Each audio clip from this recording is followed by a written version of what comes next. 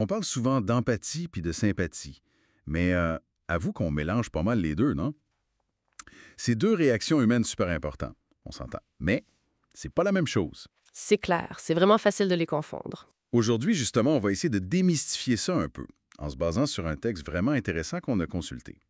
Le but, c'est de saisir la différence, parce que comprendre ça, ben, ça change pas mal de choses, tu sais, dans nos relations, au travail, partout en fait. Exactement, c'est crucial. Alors, allons-y. Commençons par l'empathie. Le texte dit que c'est la capacité de ressentir avec l'autre. C'est comme essayer de se mettre vraiment dans ses souliers, de capter ce qu'il vit là, dans sa tête puis dans son cœur. Sans juger, surtout. Mhm. C'est reconnaître l'émotion de l'autre puis la laisser résonner en nous.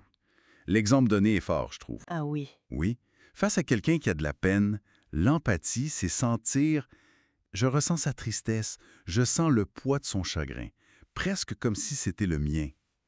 C'est intense comme connexion. Tout à fait. Puis c'est là que la différence avec la sympathie devient plus claire. La sympathie, elle, c'est ressentir pour l'autre. Ah, OK. Pour l'autre. Oui. C'est une réaction, disons, de bienveillance, de compassion. On est solidaire, tu sais. On veut aider, on veut soutenir, mais on reste quand même dans notre propre bulle, dans notre perspective. On ne partage pas l'expérience émotionnelle de l'intérieur comme avec l'empathie. Donc, si on reprend l'exemple de la tristesse. Ben, la sympathie, ce serait plus comme dire oh, la pauvre, elle doit être tellement triste. J'espère que ça va aller mieux pour elle. OK, je vois. On reconnaît la peine, on offre du support, mais on n'est pas dedans avec elle. C'est ça, on est à côté, pas dedans. Puis ce qui est fascinant, puis que le texte aborde, c'est un peu les mécanismes en dessous de ça. Oui. Ben, pour l'empathie, on parle souvent des fameux neurones miroirs.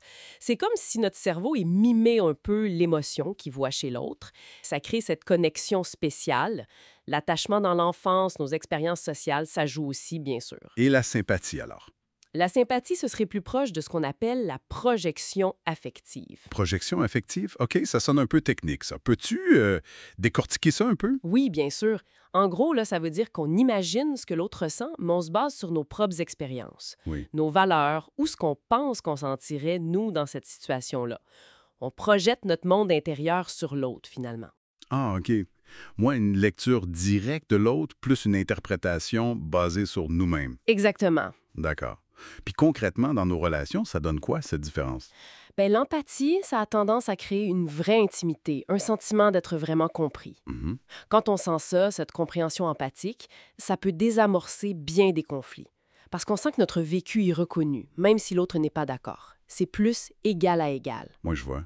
La sympathie, elle est super importante aussi, là. Faut pas la dénigrer. Elle apporte du réconfort, de la solidarité. C'est précieux. Mais si elle est toute seule, sans l'empathie, des fois, ça peut créer une distance, sans le vouloir. Ça peut même être senti comme condescendant. Le fameux «Ah, pauvre toi». Oui, le je te plains, qui peut être un peu rabaissant, même si c'est pas l'intention. C'est ça. Puis le texte mentionne aussi qu'il y a des pièges, même avec l'empathie, non? Effectivement, l'excès d'empathie, surtout si on n'apprend pas à se protéger un peu.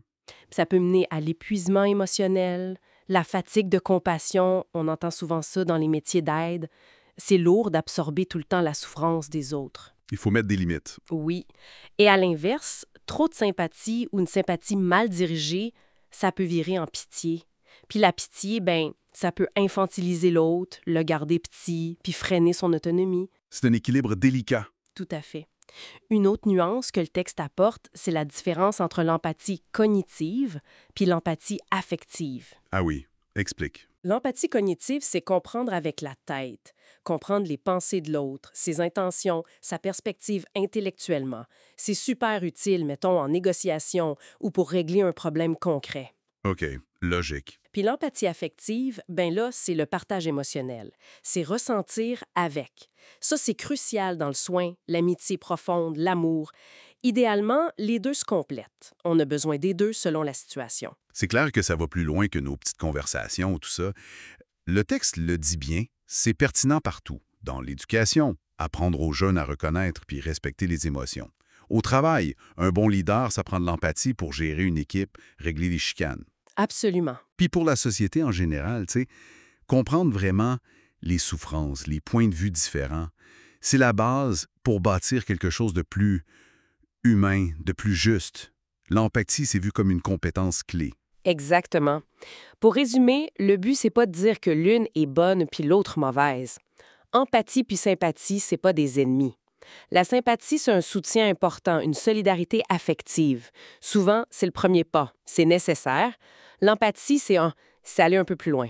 Essayer de comprendre plus en profondeur, de l'intérieur. Juste faire la différence déjà, ça nous aide à mieux répondre, à être plus juste dans nos liens. Puis ça nous amène à la réflexion finale du texte, une question à laisser mijoter un peu. Au-delà d'offrir notre support, notre compassion, ce qui est souvent de la sympathie, qu'est-ce que ça implique vraiment, au fond, d'être là avec l'autre en vérité? Comment cette présence authentique, où on n'essaie pas de sauver l'autre à tout prix, mais juste d'être là, de comprendre, comment ça peut transformer nos relations? C'est une bonne question à se poser, je pense.